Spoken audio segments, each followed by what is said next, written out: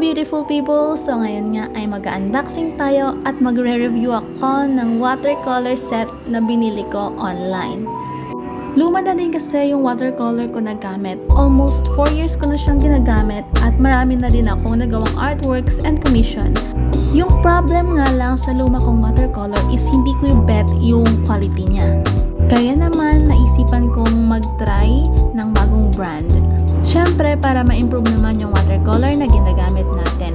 Ito nga pala yung Superior Watercolor. So, yung pinili ko is yung 24 set of colors. So, ito try natin kung maganda nga ba yung quality niya. As you can see, meron siyang palette kung saan ilalagay mo yung tubig at kung saan pwede mong pagblendan ng mga kulay. Attachable nga ito at pwede mong ilagay both sides. Very convenient siya for travel, especially kung magpipaint tayo outdoors.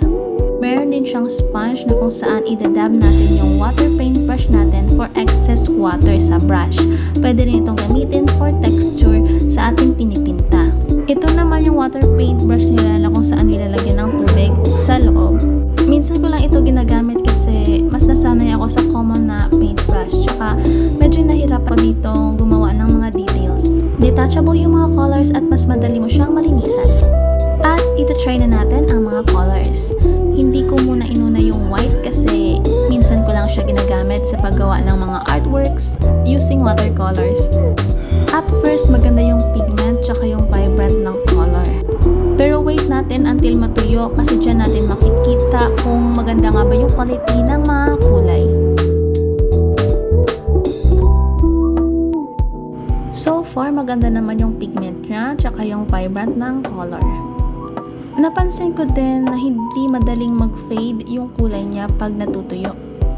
Unlike sa previous na watercolor na ginagamit ko, na habang tumatagal is hindi na gaano ka-vibrant yung mga color. Sa likod naman ng box nakalagay yung mga name ng each colors at dito naka-indicate kung paano gamitin yung water paintbrush.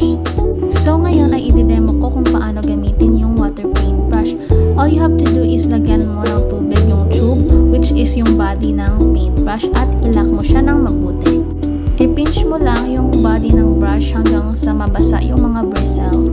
Kung may paint man yung brush, automatic itong nililinis dahil sa tubig na lumalabas dito.